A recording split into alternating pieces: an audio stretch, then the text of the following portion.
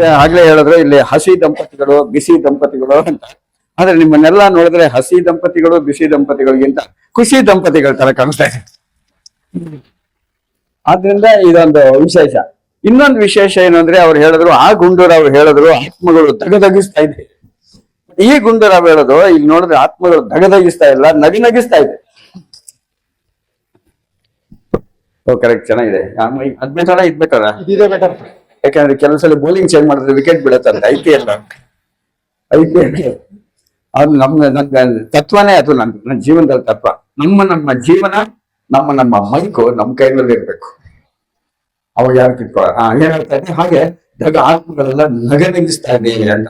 ಗೌರನ್ ಕಟ್ಟೆ ತಿಮ್ಮಯ್ಯ ನೋಡಿ ಹಳೇ ಸ್ನೇಹಿತರು. ಅವ್ರಾಗ್ಲೇ ಹೇಳ್ದಂಗೆ ಮೇಡಮ್ ಅಧ್ಯಕ್ಷರು ಹೇಳ್ದಂಗೆ ಸುಮಾರು ಸಲ ಬಂದಿದ್ದೀನಿ ನಾನು. ಸುಮಾರು ಸಲ ಬಂದು ಬಹಳ ಕತ್ತೆಗಳ ಮೇಲೆ ಮೆರವಣಿಗೆ, ಯಾತಕ್ಕೆ ಕತ್ತೆಗಳ ಮೆರವಣಿಗೆ ಇವತ್ತು ಆಯ್ತಾ ಅಂತ ಕೇಳಿದೆ ಮೇಡಮ್. ಇಲ್ಲ, ಇವತ್ತು ಆಗ್ಲಿಲ್ಲ. ಯಾಕೆ ಅಂದ್ರೆ ಕತ್ತೆಗಳು ಇಲ್ಲ ಅಂದ್ರು. ಕತ್ತೆಗಳು ಇಲ್ಲ ಅನ್ನೋದನ್ನ ಯಾರು ಒಪ್ಕೊಳ್ತಾರ ಹೇಳ್ತೀನಿ? ನೀವು ಬೇರೆ ಯಾವ ಪ್ರಾಣಿಗಳು ಬೇಕಾದ್ರೂ ಇಲ್ಲ ಅಂತ ಹೇಳಿ, ಹುಲಿ ಇಲ್ಲ ಕಡಿಮೆ ಆಗ್ತಾ ಇದೆ, ಆನೆ ಕಡಿಮೆ ಆಗ್ತಾ ಇದೆ, ಕತ್ತೆಗಳು ಮಾತ್ರ ಇಲ್ಲ ಅಂತ ನಮ್ಗೆ ಅದೇ ಇಲ್ಲ. ಅದು ಮೆರವಣಿಗೆ ಅಂತೂ ಬೇಡ, ಮೆರವಣಿಗೆ ಬೇಡ ಅಂತ ಸುಸ್ತಾಗತ್ತೆ. ಬೇಸಿಗೆ ಕಾಲ ಮೆರವಣಿಗೆ ಬೇಡ, ಅದ್ರ ಬದಲು ಎಲ್ಲರನ್ನು ಒಂದೇ ಕಡೆ ಸೇರಿಸ್ಬಿಡೋಣ ಅಂತ.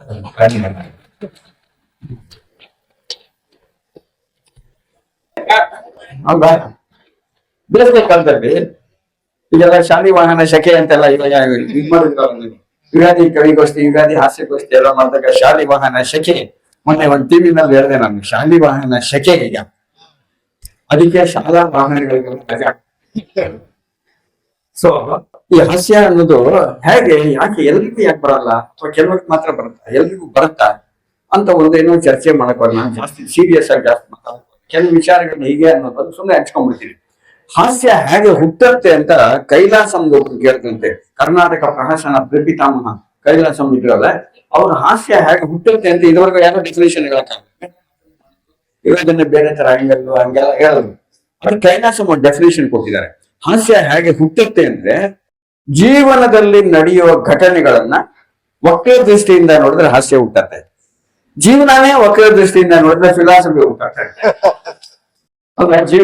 ಜೀವನದಲ್ಲಿ ನಡೆಯುವ ಘಟನೆಗಳನ್ನ ಹಿಂಗ್ ನಡೀತಾ ಇರುತ್ತೆ. ಹಾಸ್ಯ ಅಂದ್ರೆ ಹೆಂಗೆ ಅಂದ್ರೆ 1 2 3 4 5 6 7 8 9 10. ಆಮೇಲೆ ಹಾಸ್ಯದಲ್ಲಿ 1 2 1 2 3 4 50 ಚೇಂಜ್ ಆಗ್ಬಿಡತ್ತೆ. ಹಿಂಗೆ ಇದ್ದಕ್ಕಿದಂಗೆ ಹೆಂಗ್ ಹೇಳ್ತಾ ಇರ್ತೇವೆ ಚೇಂಜ್. ವಕ್ರ ದೃಷ್ಟಿಯಿಂದ ನೋಡೋದು ಹೇಗೆ, ನಾವೆಲ್ಲ ಪ್ರಾಕ್ಟೀಸ್ ಮಾಡ್ಕೋಬಹುದು. ನಿಮ್ಗೊಂದು ಎಕ್ಸರ್ಸೈಸ್ ಹೇಳ್ತೀನಿ. ಜೀವನದಲ್ಲಿ ನಡೆಯುವ ವಕ್ರ ದೃಷ್ಟಿಗಳನ್ನ ನೋಡೋದು ಹೇಗೆ ಅಂದ್ರೆ, ನಾಳೆ ಬೆಳಿಗ್ಗೆ ನೀವೆಲ್ಲ 6 ಗಂಟೆಗೆ 6:30 ಹೇಳ್ತೀರಿ. ಬೆಳಗ್ಗೆ ಎದ್ದು ಒಂದು ಟೂತ್ ಬ್ರಷ್ ತಗೊಂಡು ನಿಮ್ಮ ಫೇವ್ರೇಟ್ ಟೂತ್ ಪೇಸ್ಟ್ ಗಳನ್ನೆಲ್ಲ ಹಾಕೊಂಡು 10 ನಿಮಿಷ ಚಕ ಚಕ ಚಕ ಚಕ ಚಕ ಚಕ ಚಕ ಆಮೇಲೆ ನೋಡಿ ಕ್ಲೀನ್ ಆಗಿರೋದು ಟೂತ್ ಬ್ರಷ್. ಬೇಕಾದ್ರೆ ನಾಳೆ ನಮಗೆ ಜ್ಞಾಪಿಸ್ಕೋಬಹುದು. ಹೌದಾ? ಆದ್ರೆ ನಾವು ಹೈ ಕ್ಲೀನ್ ಆಗತ್ತೆ ಅಂತ ಅನ್ಕೊಂಡಿರ್ತೀವಿ. ಕ್ಲೀನ್ ಆಗತ್ತೆ ಅಂತ ಅನ್ಕೊಂಡಿದ್ರೆ ಇನ್ನೇನೋ ಆಗಿರುತ್ತಲ್ಲ, ಅದನ್ನ ಹಾಸ್ಯಗಾರ ಏನ್ ಮಾಡ್ತಾನೆ, ಮೊದಲೇ ಐಡೆಂಟಿಫೈ ಮಾಡ್ಬಿಡ್ತಾನೆ. ಏನಪ್ಪಾ ಅಲ್ವಿಸ್ತಾ ಇದೆಯಾ? ಇಲ್ಲ, ನಾ ಬ್ರಷ್ ಉಳಿಸ್ತಾ ಇದ್ದೀನಿ ಅಂತ ಹೇಳಿದಾಗ ಆನ್ಲೈನ್ ಆಗ್ತಾರೆ ಅಲ್ವಿಸ್ತೀವಿ.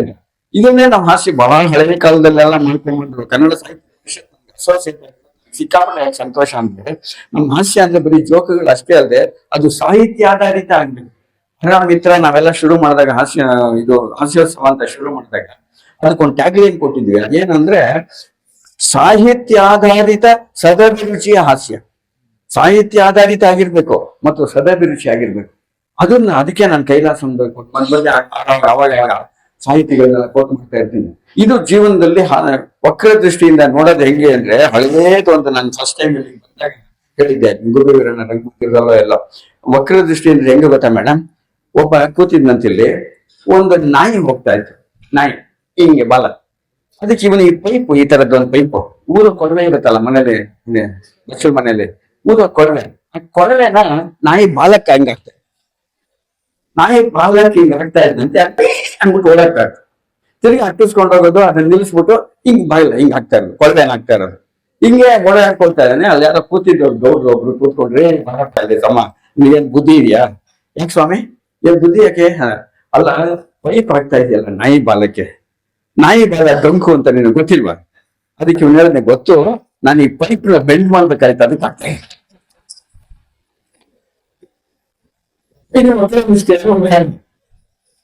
ಪ್ರಯತ್ನ ಅದನ್ನ ಮಾಡಕ್ಕಾಗಲ್ಲ, ಅದನ್ನ ಇದಕ್ಕೆ ಅಡ್ಜಸ್ಟ್ ಆಗೋಣ.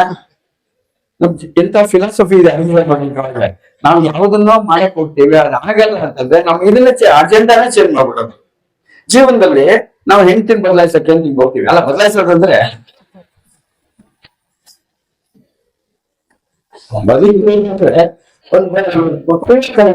ಹೋಗ್ತೀವಿ, ಅಡ್ಜಸ್ಟ್ ಮಾಡ್ಕೊಂಡು ಹಿಂಗ್ ಹೋಗ್ಬಿಡೋದಲ್ಲ.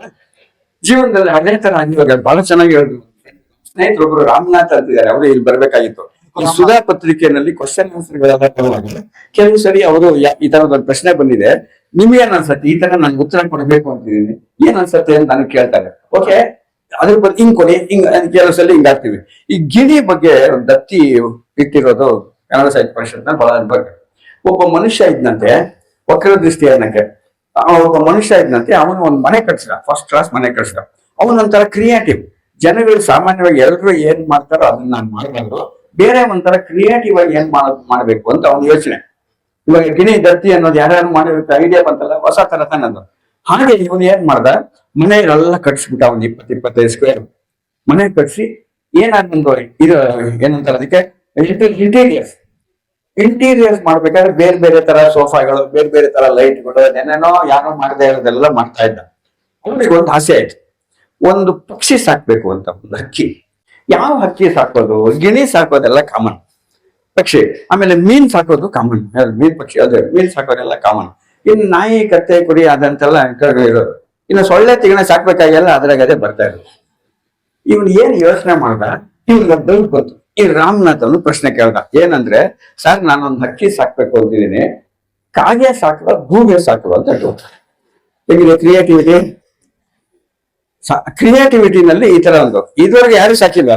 ಗೃಹ ಪ್ರವೇಶಕ್ಕೆ ಬಂದವರೆಲ್ಲ ಬಹಳ ಗ್ರೇಟ್ ಅಂತಾರೆ. ಇವ್ರು ಕಾಗೆ ಸಾಕುವ ಗೂಬೆ ಸಾಕುವ ಅಂತ ಅವ್ನು ಕೇಳ್ದ.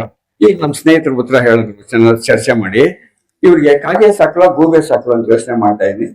ಇವರು, ನೀವು ಕಾಗೆನೇ ಸಾಕಿ, ಯಾಕೆಂದ್ರೆ ನಿಮ್ ಹೆಂಡತಿ ಆಗಿದ್ರು ಗೂಬೆ ಸಾಕ್ತಾ ಇದಾರಲ್ಲ.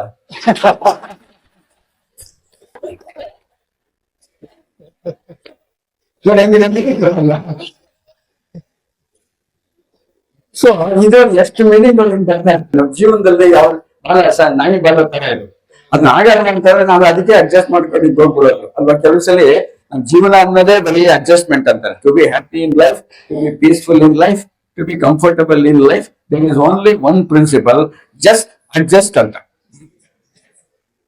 ಅದೇ ತರ ಈ ತರ ವಕ್ರ ದೃಷ್ಟಿಯಿಂದ ನೋಡಿದ್ರೆ, ಇನ್ನೊಬ್ಬ ಇಂಟರ್ವ್ಯೂ ಕೇಳಿದಂತೆ, ಈ ಟಿವಿನಲ್ಲಿ ಒಂದು ಇಂಟರ್ವ್ಯೂ ಮಾಡ್ತಾರೆ, ಮಹಾ ದೊಡ್ಡ ಸಾಹಿತಿ, ಸಿಕ್ಕಾಪಟ್ಟೆ ಅವಾರ್ಡ್ಗಳೆಲ್ಲ ಗೆದ್ದಿರುವಂತ ಸಾಹಿತಿನ, 50 ವರ್ಷ ಮೊದಲನೇ ಕವನ ಬರೆದಿದ್ದೆ ಅವನು 10 ವರ್ಷದ ಹುಡುಗ ಇದ್ದಾಗ. ಸೊ ಅವ್ನು ಬರೆದು ಇಂಟರ್ವ್ಯೂ ಮಾಡ್ತಾ ಇದ್ದೀನಿ, ಸರ್ ನೀವು 10ನೇ ವಯಸ್ಸಿನಲ್ಲೇ ನಿಮ್ಮ ಮೊದಲನೇ ಕವನ, ಹೌದು. ನಿಮ್ಗೆ ಆದ್ಮೇಲೆ ಕಂಟಿನ್ಯೂಸ್ ಆಗಿ ನೀವು ನಾಟಕಗಳು ಬರ್ತಿದ್ರ, ಕಾದಂಬರಿಗಳು ಹೌದು ಬರ್ತೀವಿ, ಇತ್ತೀಚೆಗೆ ನಿಮ್ಗೆ ಒಂದು ದೊಡ್ಡ ಅವಾರ್ಡ್ ಬಂತು, ಹೌದು ಬಂದಿದ್ದು. ಇಷ್ಟೆಲ್ಲ ನೀವು ಅಚೀವ್ ಮಾಡಿದಿರಲ್ಲ ಸರ್, ನಿಮ್ಗೆ ಎಷ್ಟು ವಯಸ್ಸು? 50 ವಯಸ್ಸು. ಇಷ್ಟೆಲ್ಲ ಅಚೀವ್ ಮಾಡಿದಿರಲ್ಲ, ಕನ್ನಡದಲ್ಲಿ ಒಂದು ಗಾದೆ ಇದೆ, ಕನ್ನಡದಲ್ಲಿ ಇಂಗ್ಲಿಷ್ ಎಲ್ಲ ಭಾಷೆಗಳು ಇದೆ, ಪ್ರತಿಯೊಬ್ಬ ಯಶಸ್ವಿ ಪುರುಷನ ಹಿಂದೆ ಒಬ್ಬ ಮಹಿಳೆ ಇರ್ತಾಳೆ ಎನ್ನುವುದನ್ನ ನೀವು ಒಪ್ತೀರಾ ಅಂದ ಇಂಟರ್ವ್ಯೂ. ಏನು ಖಂಡಿತ ಹೋಗ್ತೀನಿ, ನೀವು ಅದನ್ನ ಒಪ್ಪಲ್ಲ ಅಂತ ಹಿಂಗಾಗೈತೆ. ಪ್ರತಿಯೊಬ್ಬ ಯಶಸ್ವಿ ಪುರುಷನ ಹಿಂದೆ ಒಬ್ಬ ಮಹಿಳೆ ಇದ್ದೇ ಇರ್ತಾಳೆ ಅಂದ. ಈ ತಕ್ಷಣ ಆಂಕರ್, ಸರ್ ನಿಮ್ಮ ಯಶಸ್ಸಿನ ಹಿಂದೆ ಒಬ್ಬ ಮಹಿಳೆ ವಿಷಯ ನಿಮ್ ಹೆಂಡತಿ ಗೊತ್ತಾ?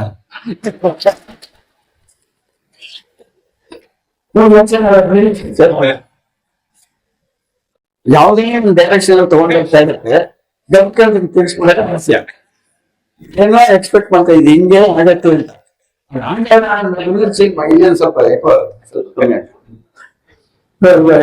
ತಕ್ಷಣ ಚೇಂಜ್ ಮಾಡ್ಬಿಡೋದಿದೆಯಲ್ಲ ಹಾಸ್ಯ, ಅಲ್ಲೇ ನಮ್ಗೆ ಹಾಸ್ಯ ಹುಟ್ಟೋದು ಹೊಸದೇ. ಇದನ್ನ ನನಗೆ ಬಹಳ ಇಷ್ಟ. ನನ್ಗೆ ಈ ತರ ಪದಗಳ ಜೊತೆ ಆಟಾಡೋದು, ಈ ಜ್ಞಾನಕ್ಕೂ ಹಾಡುಗಳು ಅಂತ ಹೇಳೋದು, ಆಮೇಲೆ ಒಂದೆರಡು ಟ್ರೈ ಮಾಡಿ. ಸೊ ಇದನ್ನ ಯೋಚನೆ ಮಾಡ್ತಾ ಇದ್ದಾಗ ನೀವೆಲ್ಲ ಬಹಳ ಬುದ್ಧಿವಂತರು, ನೀವೆಲ್ಲ ಬಹಳ. ಅಷ್ಟರಲ್ಲಿ ತುಮಕೂರು ನಾನು ಹೇಳಿದ್ದೀನಲ್ಲ, ಸುಮಾರು ನಾನು ತುಮಕೂರಿಗೆ ಅಫಿಷಿಯಲ್ ಆಗಿ ನನ್ನ ನಬಾರ್ಡಲ್ಲಿ ಕೆಲಸ ಮಾಡ್ತಾ ಇದ್ದೆ, ರಿಸರ್ವ್ ಬ್ಯಾಂಕ್ ಅಲ್ಲಿ ಕೆಲಸ ಮಾಡಿ ತುಮಕೂರಿಗೆ ನಾನು ಒಂದು 1000 ವರ್ಷಗಳಿಂದ ಬರ್ತಾ ಇದ್ದೆ. ಅಲ್ಲ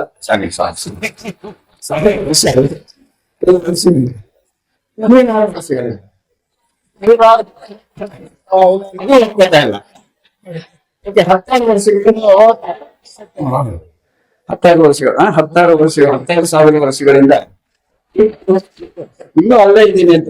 ಈಗ ಹತ್ರ ಬಂದಿದ್ದೀನಿ ಈಗ. ಸೊ ಅವಾಗಿಂದ ನಾನು ಬಂದಾಗೆಲ್ಲ ಹೇಳ್ತಾ ಇದ್ದಿದ್ದು, ತುಮಕೂರು ಡಿಸ್ಟ್ರಿಕ್ಟ್ನವರೆಲ್ಲ ಬಹಳ ಬುದ್ಧಿವಂತರು ಅಂತ ಒಂದು SIT ಕಾಲೇಜ್ ಆಡಿಟೋರಿಯಂ ನಲ್ಲಿ ಒಂದ್ಸಲಿ ಹೇಳಿದೆ. ಜನ ಕಿಕ್ಕಿರು. ತುಮಕೂರು ಜನಗಳು ಮಹಾ ಹೃದಯವಂತರು, ಮಹಾ ಬುದ್ಧಿವಂತರು, ಮಹಾ ಸುಸಂಸ್ಕೃತರು ಅಂತ. ತಕ್ಷಣ ಆಡಿಯನ್ಸ್ ಅಲ್ಲಿ ಯಾರೋ ಒಬ್ರು ಎದ್ದು, ಮೊನ್ನೆ ಚಿತ್ರದುರ್ಗದಲ್ಲಿ ಹೀಗೆ ಹೇಳಿದ್ರಿ ನಮಗ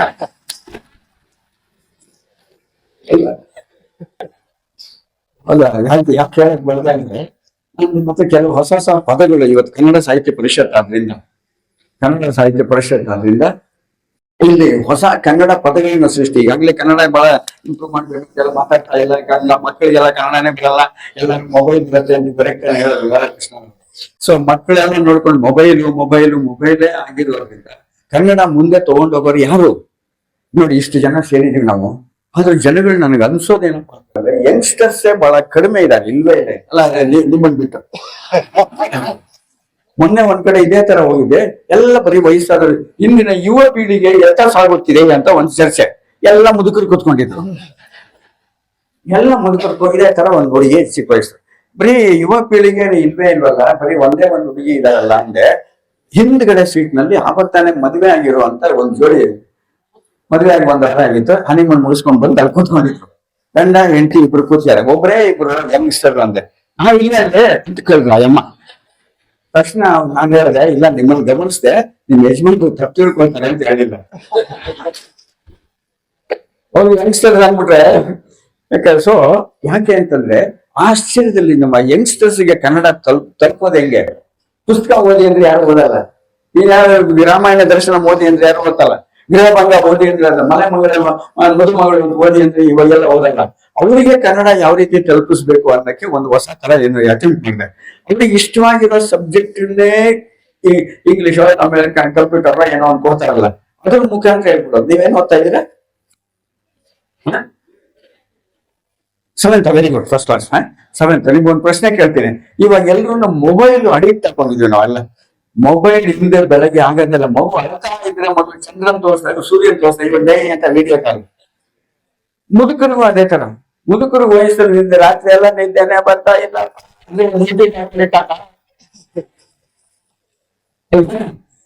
ಮಗುವಿಂದ ಹಿಡಿದು ಒಂದು ಹಾಸ್ಪಿಟಲ್ ಅಲ್ಲಿ ಒಂದು ಡೆಲಿವರಿ ಆಯ್ತಂತೆ.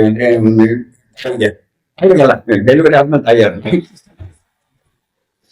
ಸೊ ಸೀಸರಿಯನ್ನ ನಾರ್ಮಲ್ ಡೆಲಿವರಿನ ಏನೋ ಆಯ್ತು.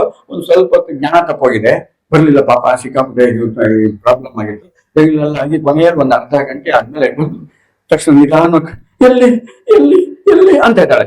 ಈ ಮಗು ಕೇಳ್ತಾಳೆ ಅಂತ, ಈಗ ತೊಳೆಯಕ್ ಹೋಗಿದ್ದೀವಿ ತರ್ತ, ಮಗು ಎಲ್ಲ ಮೊಬೈಲ್.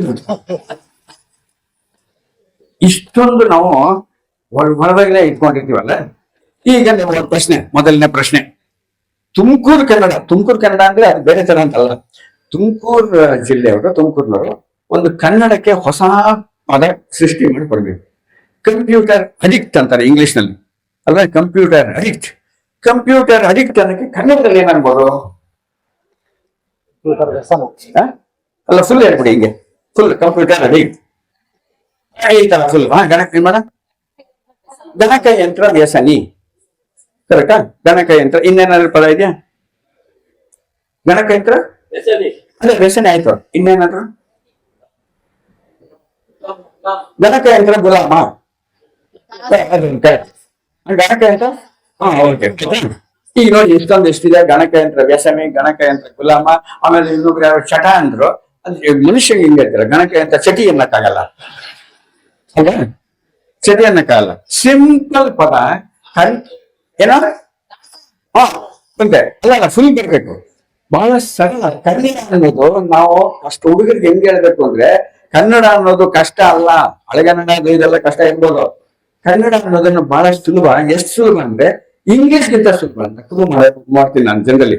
ಇವಾಗ ನಿಮ್ಮ ಹತ್ರ ಅದನ್ನ ಪ್ರೂವ್ ಮಾಡೋಕ್ಕೋಸ್ಕರ ನಾನು ಬಂದಿದ್ದೆ ಬೆಂಗಳೂರಿಂದ. ಏನಂದ್ರೆ ಇಂಗ್ಲಿಷ್ಗಿಂತ ಸುಲಭ. ಇವಾಗೆಲ್ಲ ನಮ್ ದ್ವಿಭಾಷೆ ಹಿಂದಿ ಕಲಿಬೇಕಾಗಿಲ್ಲ, ಇಂಗ್ಲಿಷ್ ಇಂಗ್ಲಿಷ್ಗಿಂತ ಕನ್ನಡ ಬಹಳ ಸುಲಭ ಅನ್ನಕ್ಕೆ ಕಂಪ್ಯೂಟರ್ ಅಡಿಕ್ಟ್. ನನಗೆ ಎಷ್ಟು ಕಷ್ಟ ಅಲ್ಲ ತಿಳ್ಬೋದು. ಕಂಪ್ಯೂಟರ್ ಅಡಿಕ್ಟ್ ಕನ್ನಡದಲ್ಲಿ ಗಣಕದಾಸ.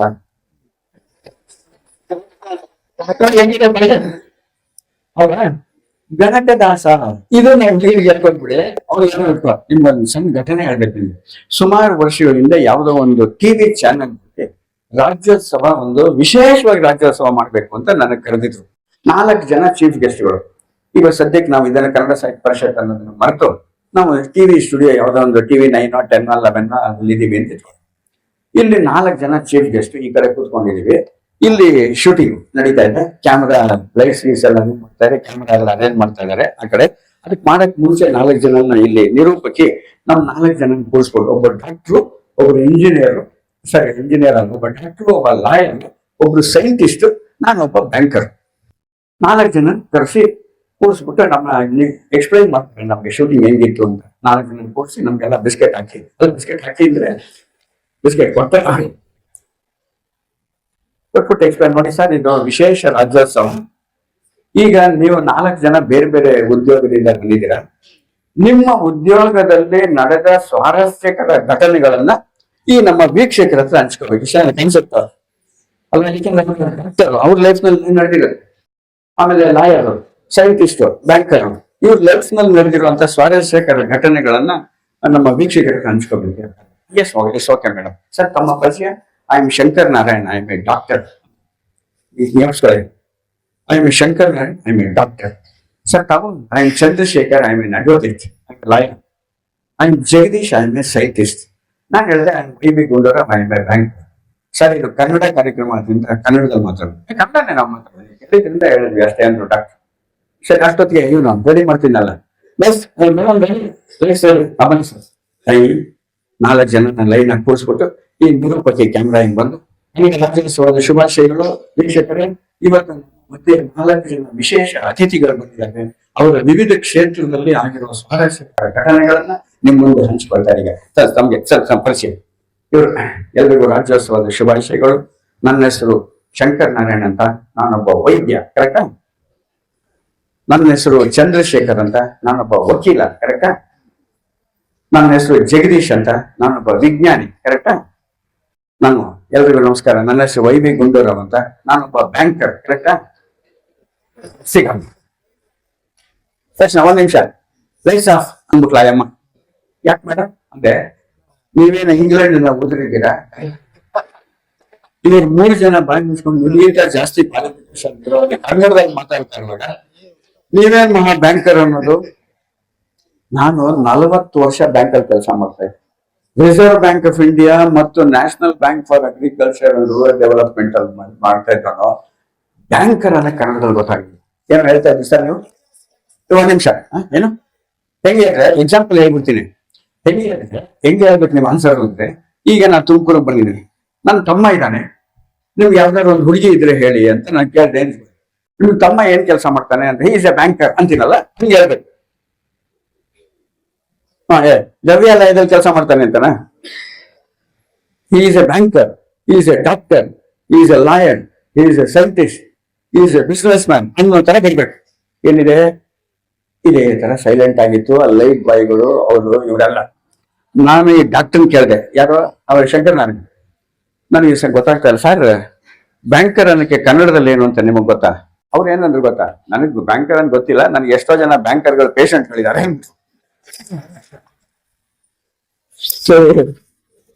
ಈ ಲಾಯರ್ ಅಂತ ಹೇಳಿದ್ರೆ ನಮ್ಗೆ ಎಷ್ಟೋ ಜನ ಕ್ಲೈಂಟ್ಸ್ ಇದ್ದಾರೆ. ಇವರಿಗೆ ಸೈಂಟಿಸ್ಟ್ ಗಳು ನಮ್ಗೆ ಗೊತ್ತಿಲ್ಲ, ನಾವು ಆಕಾಶದಲ್ಲೇ ಏನಾದ್ರು ಅಂದ್ರು. ಸರ್ ಏನಪ್ಪಾ ಮಾಡೋದು ಅಂತ ಯೋಚನೆ ಮಾಡಿದೆ. ತಕ್ಷಣ ಮಾಡ್ತಾ ಇದೀನಿ, ಬಿಸ್ಕೆಟ್ ಕಸಿದೆ, ಟೀ ಕುಡ್ದೆ, ಈಗೆಲ್ಲ ಮಾಡಿದ್ರೆ ಹೊಳಿತಾನೆ ಇಲ್ಲ. ತಕ್ಷಣ ಆಂಕರ್ ಇದ್ಲಲ್ಲ ಇವಳು ನಿರೂಪಕ್ಕೆ, ಅವಳೇ ಸರ್ ಒಂದ್ ಕೆಲಸ ಮಾಡೋಣ. ಹೇಳಿ ಮೇಡಮ್ ಅಂದೆ, ಐಡಿಯಾ ಸಿಗೋದು ಬಹಳ ಇಂಪಾರ್ಟೆಂಟ್ ತಾನೆ.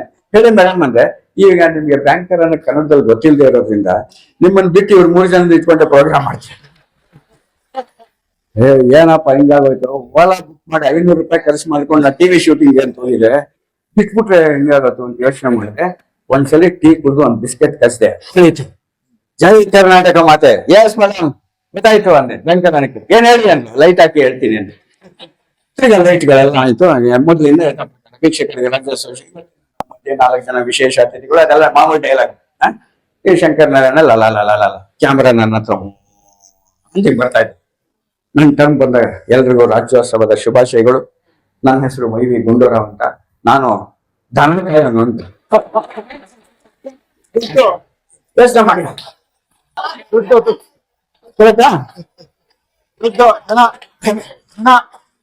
ಅದೇ ತಾನೇ ಬ್ಯಾಂಕ್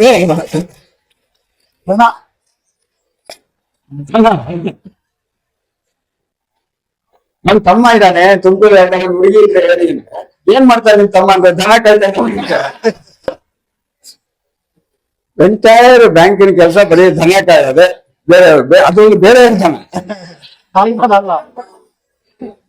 ಬೇರೆಯವ್ರ ದನ ಕಾಯೋದು ಇದು ಬೇರೆ ಹಾಸ್ಯ. ಈ ವಕ್ರ ದೃಷ್ಟಿ ಅಂದ್ರೆ ಈ ರೀತಿ ಏನೋ ಒಂದು ವಿಶೇಷ.